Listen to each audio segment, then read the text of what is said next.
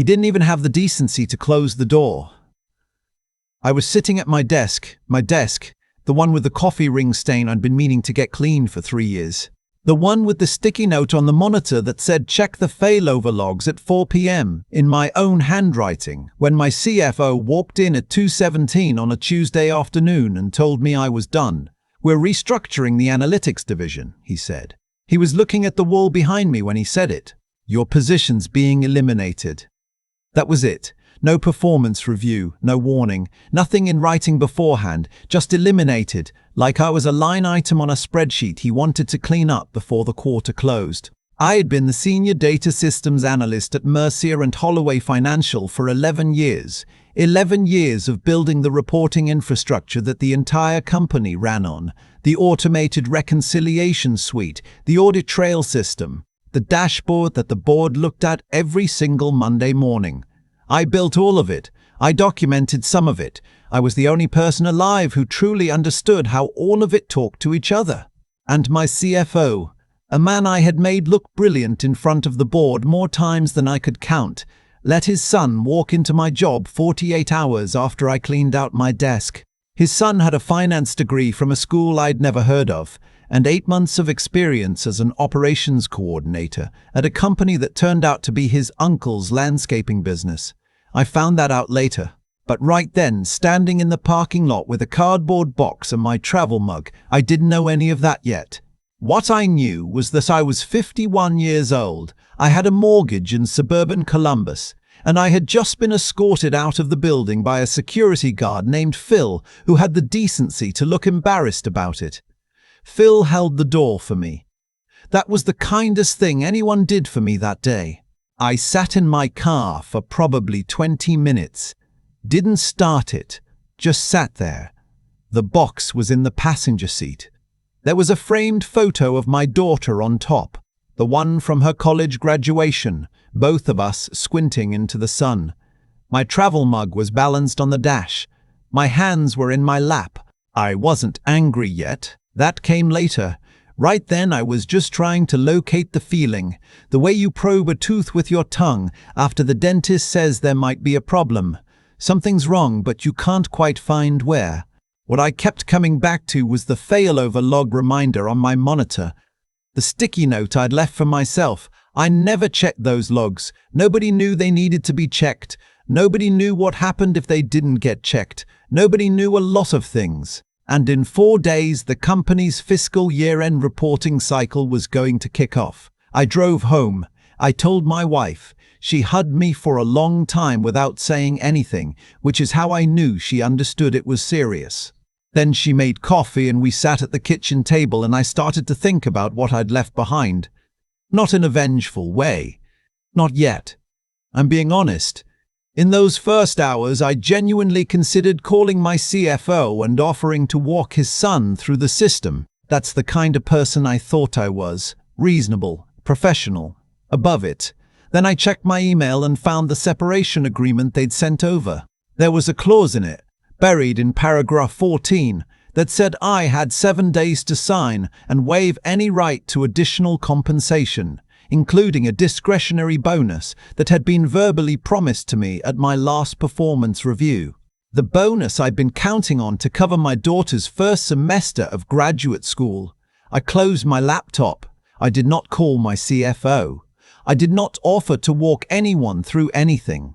What I did instead was pour myself 2 fingers of bourbon, sit back down at the kitchen table, and start thinking very carefully about what I knew and what they didn't. Here is what they didn't know: the entire reporting infrastructure, every automated process, every scheduled query. Every API handshake between our internal systems and the 3 external auditing platforms we used ran through a middleware layer I had built in-house over the course of about 2 years. It was not commercial software. It was not documented in the company's official system records because, when I built it, I was technically doing it as a workaround for a vendor product that kept failing us, and by the time it became load-bearing infrastructure, it had been running so smoothly for so long that nobody thought to ask questions about it. They used it every day. They had no idea it existed as a distinct system. To them it was just, things worked. There was a configuration file that needed manual verification every 30 days. I had a calendar reminder. I was the calendar reminder. If that file drifted out of sync with the external audit platform, which it would, because the platform pushed updates automatically and my middleware had to be manually reconciled, the entire reporting chain would start producing errors that looked, on the surface, like data corruption.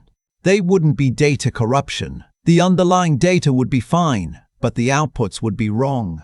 And in the first week of the fiscal year-end cycle, wrong outputs didn't just look bad. They triggered regulatory flags. I knew exactly when the configuration drift would happen. 17 days after my last manual check. I had done the check 9 days before they let me go. That meant 8 days from the moment I sat at my kitchen table with my bourbon. 8 days until fiscal year-end reporting kicked off. 8 days until the configuration file drifted. 8 days before every number the board saw on that Monday morning dashboard would be quietly, systematically wrong. I thought about it for 3 days. I told myself I wasn't going to do anything. I told myself I was the bigger person.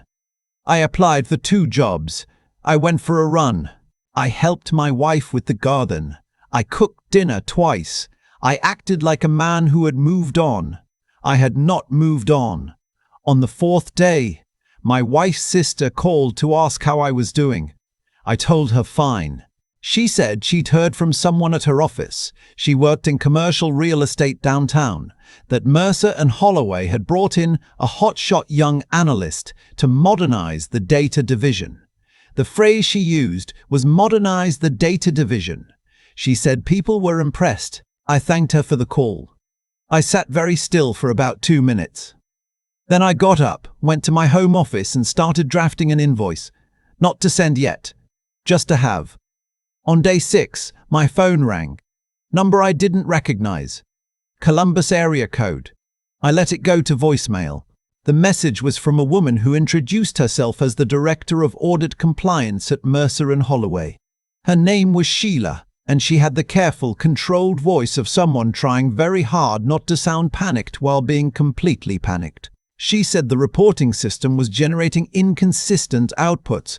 She said they'd had their internal team review the data, and the data looked clean, but the reconciliation reports were flagging errors that didn't correspond to anything they could identify. She said they had a board presentation in 4 days and a preliminary audit review in 6. She said they were wondering if I might be available for a short consulting call to discuss the architecture of some legacy systems. Legacy systems. I had built those systems. They were 41 months old. In what universe was 41 months legacy?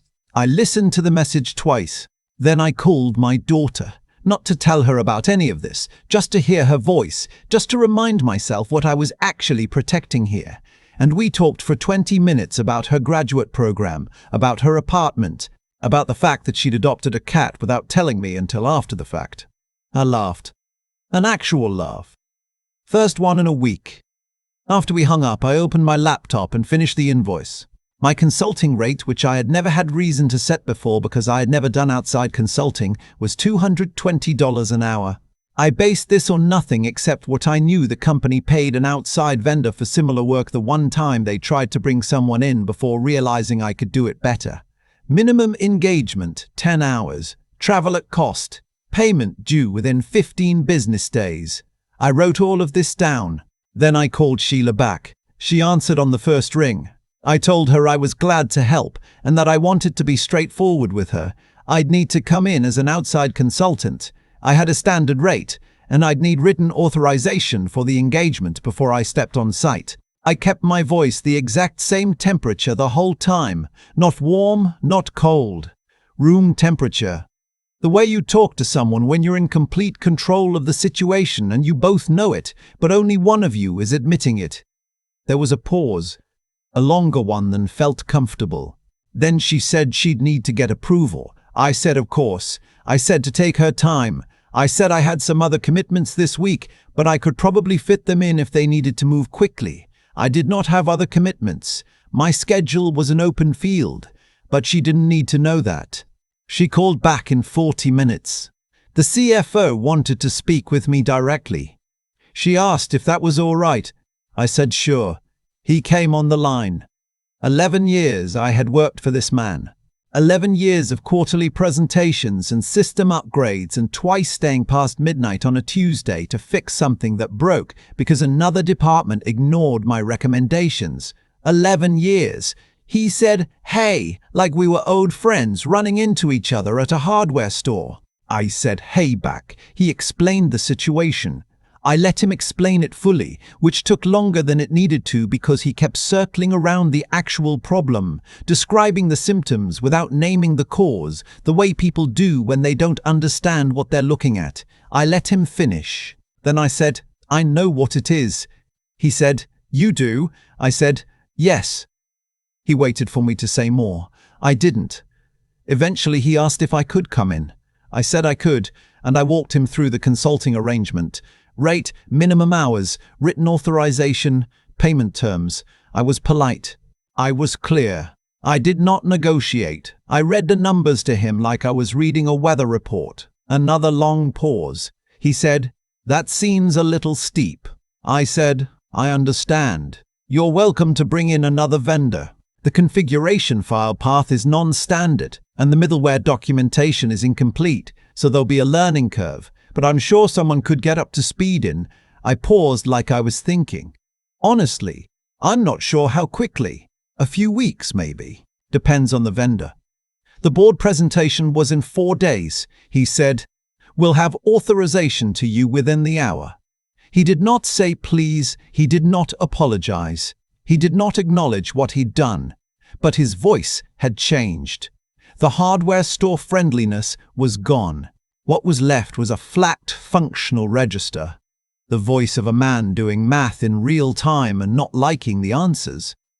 I got the written authorization. I went in the next morning. The lobby felt different from the outside. Everything looks different once you're not supposed to be somewhere anymore. The ceiling seems higher. The security desk feels more official. Phil was at the front desk. He gave me a visitor badge. He did not look embarrassed this time. He looked, if anything, quietly amused. I was escorted upstairs by Sheila, who was about 40, moved fast, and was clearly the most competent person in the building. She walked me through what they'd observed: the dashboard errors, the reconciliation flags, the fact that the new analyst had tried 3 different approaches and made it worse each time. The new analyst, the CFO's son, was sitting at what used to be my desk. He was 24, maybe 25. He had the look of someone who had been told his whole life that he was sharp and had not yet had that belief seriously tested. He was looking at my screens, my setup, my monitors, arranged exactly the way I'd arranged them, with an expression that reminded me of someone trying to read a foreign language by staring at it harder. He saw me, and I saw something shift in his face. Not embarrassment, not quite. More like the feeling you get when the substitute teacher turns out to actually know the subject. Sheila introduced us. He said hi. I said hi. I sat down in a chair that someone had pulled up beside the desk, beside my desk, and I looked at the screens. The error was exactly what I'd expected. The configuration file had drifted. The reconciliation layer was producing an offset in the output formatting that made every third revenue report flag as corrupted. The underlying numbers were clean. The presentation layer was lying. I could see the fix in about 30 seconds of looking. I did not fix it in 30 seconds. I took my time. I asked Sheila for the error logs going back 8 days. I reviewed them carefully. I asked a few clarifying questions. I opened the configuration file and read through it, line by line, even the lines I'd written myself and knew by heart. I let the clock run. The CFO's son watched me from a chair he'd dragged to a respectful distance. At one point he asked if there was anything he could do to help. I said I'd let him know. He nodded seriously, like he was being given a lesson in how adults handled things, which, to be fair, he was. At around the 90-minute mark, Sheila leaned over and said quietly, "How bad is it?" I looked at her. She was asking genuinely. She wasn't part of whatever the CFO had been thinking when he made his decision. She was just a person trying to keep the lights on.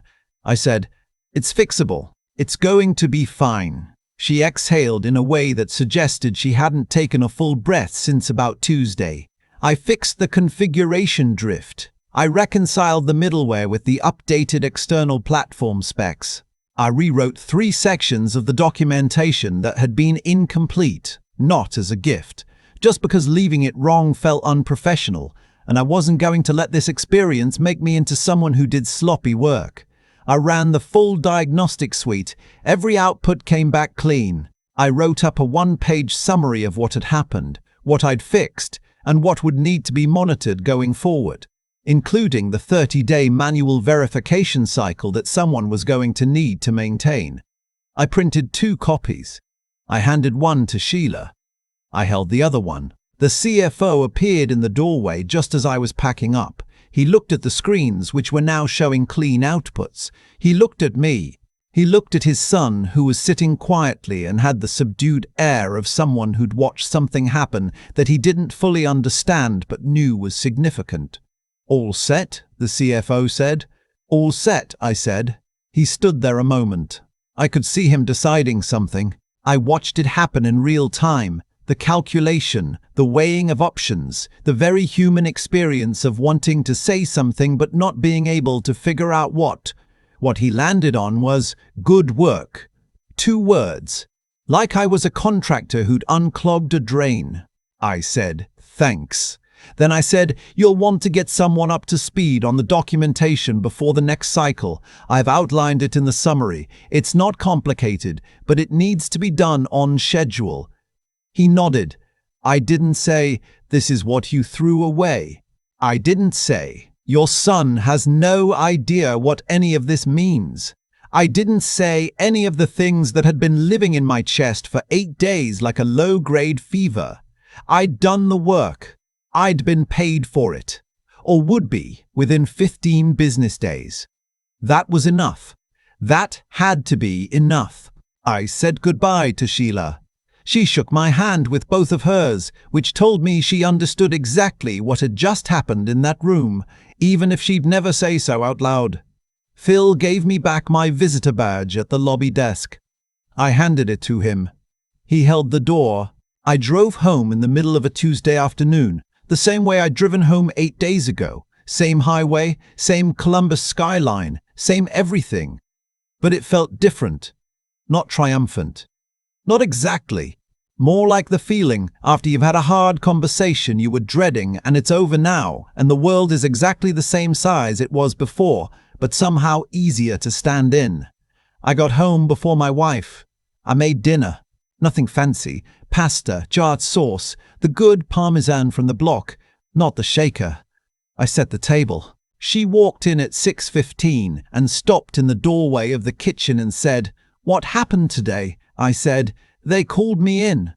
She said, "And?" I said, "I fixed it." She looked at me for a second. She knows me well enough to read what I'm not saying. Then she sat down and I poured 2 glasses of wine and we ate dinner and I told her the whole thing. The configuration drift.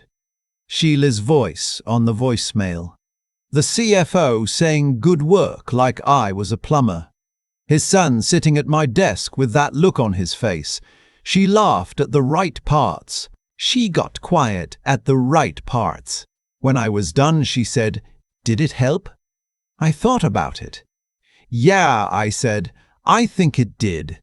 She nodded. She topped off her wine. She said, "So what's next?" That was the right question.